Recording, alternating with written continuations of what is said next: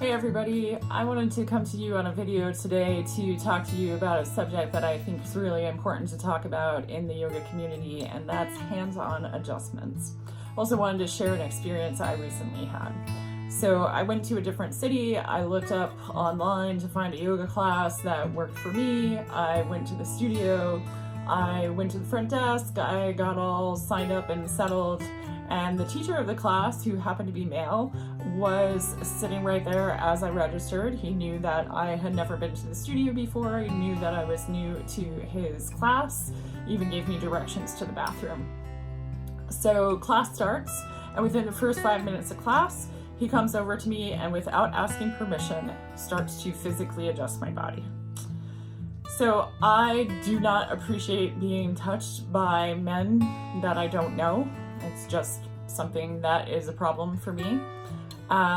There were no yoga flip shots like we have in our studio, so there was no way for me to indicate in advance that I did not want hands-on adjustments, and I wasn't asked permission at all.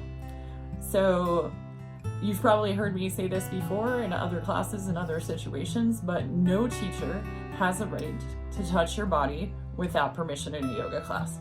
End of story. This is something that we really try to be careful about in our studio because it's, again, something I feel really strongly about.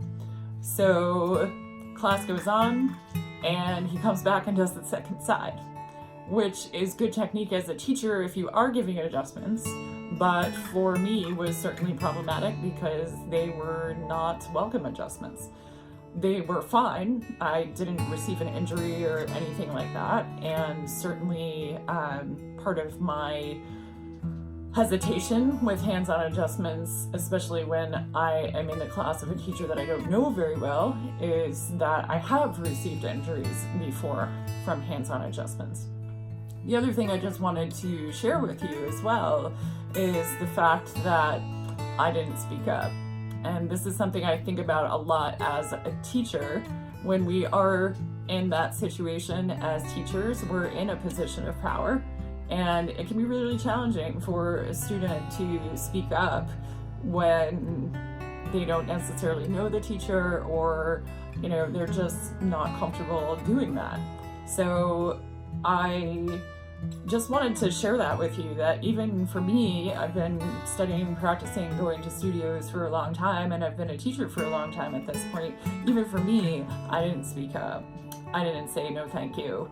I didn't say I'd rather not have hands-on adjustments or anything like that to the teacher.